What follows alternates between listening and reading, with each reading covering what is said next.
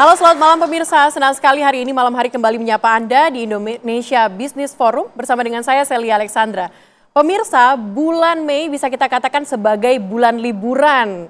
Pasalnya di bulan Mei itu hari libur kalau ditambah dengan Sabtu Minggu ini sudah mencapai lebih dari 10 hari pemirsa. Bagi karyawan ini menyenangkan, tapi bagaimana dengan dunia usaha? Bagaimana usaha mereka pemirsa? Di masa libur yang begitu panjang bahkan di tahun ini 27 hari. Kita akan bahas dengan sejumlah narasumber yang sudah kami hadirkan pada malam hari ini untuk Anda. Saya akan sapa terlebih dahulu dimulai dari Pak Wijayanto Sabirin, Ekonom Universitas Paramadina. Selamat malam Pak, boleh dipakai mic-nya? Selamat malam. Selamat malam. Baik, saya juga ingin menyapa Pak Raden Pardede, staf khusus Menko Perekonomian. Selamat malam Pak Raden. Selamat malam Mbak. Selamat. Saya juga ingin menyapa Pak Saleh Husin, Wakil Ketua Kadin Indonesia Bidang Industri dan juga mantan Menteri Perindustrian. Selamat malam. Selamat malam Mbak Celia. Assalamualaikum warahmatullahi wabarakatuh. Waalaikumsalam warahmatullahi wabarakatuh. Dan saya juga ingin menyapa ada Pak Agus Pambagio, pengamat kebijakan publik. Selamat malam Pak Agus. Selamat malam Celia. Assalamualaikum warahmatullahi wabarakatuh. Waalaikumsalam. Dan saya juga ingin menyapa testimoni kita pada malam hari ini, Ibu Susi Suswati, pemilik kafe. Selamat malam Bu Susi. Selamat malam. Dan sebelum kita bahas terkait libur panjang kita, pemirsa di tahun ini 27 hari, kita saksikan dulu informasi berikut untuk Anda. Banyak libur, produktivitas menurun, kita akan bahas hari ini pemirsa, tapi saya akan mulai dengan Ibu Susi dulu. Bu Susi, selamat malam. Selamat malam. Bu Susi, ini UMKM-nya sektor ini ya, makanan dan minuman. Makanan dan minuman. Oke, selama liburan panjang seperti ini, khususnya bulan Mei kemarin Bu, gimana? Terdampakkah atau semakin tinggi pemasukannya? Masukannya ya rendah ya. Oh iya Bu. Ya nggak bisa, kalau libur itu belum tentu anak-anak nongkrong itu selalu jajan atau hanya untuk ngobrol, itu bisa begitu. Ya kemungkinan kalau lagi rame malam minggu ya rame gitu. Jadi nggak setiap hari itu rame terus nggak. Oke, berarti kalau liburnya semakin banyak, Ibu semakin sepi? Iya. Oke. Hanya kadang kan semakin pengunjung itu hanya ya ngobrol-ngobrol sambil ya makanan cuman ada dah. Oke, tapi turunnya seberapa banyak sih Bu Susi? Ya turunnya lumayan ya Mbak ya. Kalau dihitung-hitung namanya sekarang kan perekonomiannya nggak begitu bagus juga. Ya hanya sekedar iseng jajan di situ sambil ngobrol. Oke. Ada juga yang tanya-tanya pekerjaan.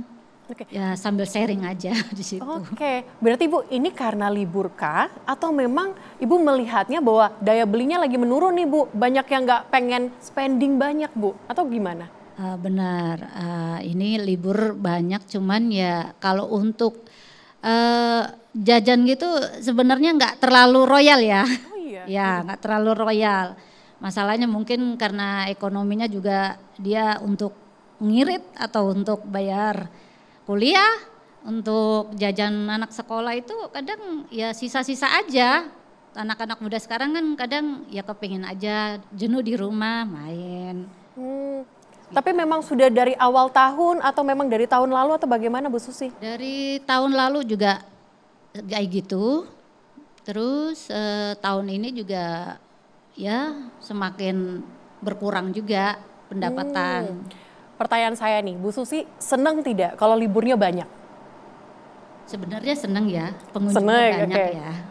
Cuman ya kadang tidak bisa ditargetkan untuk nominalnya gitu loh. Berarti tidak menjamin Bu ya, libur banyak itu kemudian usaha makan dan minuman akan banyak yang belanja gitu, tidak menjamin? Ya itu tidak menjamin. Oke, baik Bu Susi. Saya akan ke Pak Saleh Pak. Pak Saleh, kalau dunia usaha untuk pengusaha dan juga pebisnis bagaimana kondisinya dengan libur panjang yang kita bisa katakan di bulan Mei saja sudah lebih dari 10 hari Pak? Ya saya kira mungkin saya cerita tarik ke belakang dikit ya. Oke. Jadi saya ingat betul waktu di periode pertama Pak Jokowi itu di awal-awal memang salah satu kebijakannya adalah bagaimana untuk membuat libur terus dipanjangin, tujuannya adalah untuk membangkitkan para wisata. Nah memang betul membangkitkan pariwisata, tapi pada saat itu daya beli masyarakat spendingnya lagi tinggi, lagi bagus. Jadi dia betul-betul ya akhirnya tumbuh pariwisatanya di daerah-daerah apa segala macam. Tapi dengan saat ini kan kita baru selesai dengan COVID, ekonomi lagi turun drastis. Baru mau coba ini dengan ekonomi global yang lagi seperti ini. Nah tentu ini apa? Tentu membuat daya beli masyarakatnya kan rendah. Disuruh libur, apanya yang mau dibelanjain? Betul. Nggak ada yang dibelanjain. Oke. Nah ini masalah. Satu, mungkin bagi untuk ASN libur. Tapi bagi industri manufaktur ini masalah. Karena apa? Begitu ditetapkan libur, kan industrinya harus tetap bekerja. Begitu bekerja karena kena dengan libur bersama, itu kan kosnya menjadi bayarannya kan bayar upah lembur, naik. Nah bagi industri-industri yang besar atau apa enggak terlalu masalah. Tapi bagi industri-industri padat karya seperti tekstil, sepatu, atau furniture, itu kan marginnya tipis. Dia udah ditentuin sama pemberi kerja untuk kerja sekian banyak, macam pesanannya segala macam dengan untung sekian persen. Nah begitu kos untuk upahnya naik, kan dia makin tipis lagi. Bisa-bisa juga nggak untung, tapi karena dia udah terlanjur ada di Indonesia kan nggak mungkin dia nggak berproduksi, dia tetap berproduksi. Nah bagi yang baru mau masuk, lihat teman-temannya seperti itu, kan berpikir, ini kalau liburnya terlalu banyak seperti ini, kan bisa aja, ya mohon maaf, bisa aja dia berproduksi di tempat lain sesama negara ASEAN, nanti baru barang jadi yang masuk. Barang jadi yang masuk, kan kita ada kerjasama ASEAN, MEA. Berarti ini juga mempengaruhi bahwa pengusaha-pengusaha asing ini untuk masuk ke Indonesia agak wait and see gitu ya? Enggak, artinya salah satu faktor, bukan itu, tapi itu dapat mempengaruhi. Nah tentu saya kira kan ini enggak ada. Tentu dengan seperti ini pemerintah juga harus betul-betul sahabat-sahabat saya yang teman-teman di kabinet, mungkin Mas Menteri Agama, Pak Menaker, atau Bu Rini, Menteri PAN. Saya kira bisa melihat seperti ini untuk ya mungkin bisa ditinjau kembali atau direvisi aturan ini. Karena itu bisa ditinjau kembali, dilihat. Kan bikin perpres ini kan yang bikin kan manusia juga. Kalau kitab agama Al-Quran kan nggak boleh, tapi kalau perpres ini kan urusan 1-2 hari bisa dirubah kok untuk demi pertumbuhan ekonomi kita. Kan Bapak Presiden menginginkan pertumbuhan ekonomi tumbuh 8%. Betul. Nah kalau produktivitasnya rendah, kapan mau nyampe ke 8%? Nah ini yang harus kita ini cari. Jadi pertanyaan kita ya? Iya, kan kita pingin untuk bagaimana kita sama-sama bahu-membahu untuk mendukung pemerintah agar ekonominya tumbuh. Oke, kalau dari segi usaha tadi kita sudah dengarkan bahwa memang padat karya seperti manufaktur itu mengalami penurunan. Makronya gimana Pak Raden? Apakah juga berpengaruh terhadap ekonomi RI atau seperti apa? Jelas ya bahwa yang paling mudah kita buat kalkulasi, saya ajak berhitunglah ini. Kita kan sekarang ini liburnya dikatakan tadi 27 hari. Jadi bayangkan itu lebih dari 1 bulan kerja. Karena 1 bulan kerja sebetulnya hanya 20 hari kan. Gitu loh. Jadi kalau kita hitung-hitung itu, seandainya bukan 27 hari, tetapi setengahnya saja. Katakan 13 hari. Kenapa saya ambil 13 hari? 13 hari itu Malaysia. Bahkan Vietnam itu hanya 9 hari liburnya. Jadi kalau kita ambil setengahnya saja, itu setengah dari situ, maka kalau kita lihat, itu setengah dari 1/12. Jadi kira-kira 1/24 atau 1/22 itu. Kalau kita lihat itu berarti dampaknya itu sekitar 0,4% dari PDB. Kalau setengah dari situ berarti 0,2%. Jadi sebetulnya dampak daripada tambahan libur yang ekstra libur tadi itu itu kira-kira akan berpengaruh terhadap PDB kita. Kalau PDB kita 5% pertumbuhannya, itu berkurang 0,2%. Oke. Itu sudah 0,2% berkurang dari yang seharusnya akibat dari ekstra libur tadi itu. Itu yang pertama. Yang kedua, ada yang melakukan penelitian yang menarik, yaitu dia coba melihat antara jumlah hari libur dengan produktivitas dan PDB itu. Ternyata kalau terlampau sedikit libur juga tidak baik terhadap PDB.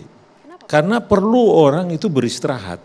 Ya, karena orang beristirahat itu juga membuat dia lebih fresh dan produktivitasnya naik. Jadi memang libur itu perlu. Nah, cuman ada kemudian pada titik tertentu kalau terlampau banyak libur itu malah membuat produktivitas turun dan menjadi PDB, ya, pertumbuhan ekonomi pun turun itu. Berdasarkan penelitian itu disebutkan yang optimal itu, jadi dia masih memberikan dampak positif, libur itu memberikan dampak positif terhadap pertumbuhan sampai 12 hari. Begitu lewat dari situ sebetulnya sudah mulai berdampak negatif. Jadi kalau kita lihat dari hari-hari kita ini, memang ini sudah eksesif ini, terlampau banyak libur. Cuman bagaimana solusinya ke sini sekarang ini harus ada kesepakatan nasional ini. Karena masalah ini masalah keagamaan, terutama libur keagamaan ini ya. Kompleks banyak gitu. Tidak mudah ini. Jadi menurut saya harus melibatkan tokoh-tokoh agama untuk melihat merundingkan ini. Pada saat diumumkan pun misalkan libur itu biasanya yang mengumumkan ini adalah Menteri Menko PMK ya. Sama Menak bersama. Iya, sama Menak, sama kemudian Pan RB dan juga tenaga kerja. Gitu. Karena memang ini harus dilihat optimalnya itu tadi berdasarkan pengalaman negara lain. Nah, yang kedua yang juga kita bisa lihat komplain terhadap seperti ini kita juga lihat di India. India itu liburnya juga banyak, 40 hari bertahun. Itu berdampak. Nah, ini adalah persoalan keagamaan juga.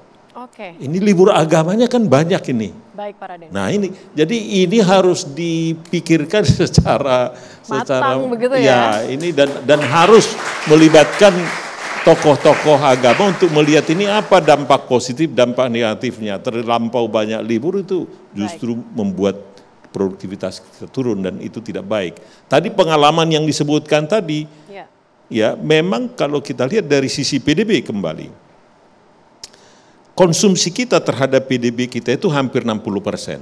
Pak. Jadi memang logikanya, kalau dia libur dan uangnya ada, dia berkonsumsi, maka 60% dampaknya terhadap PDB.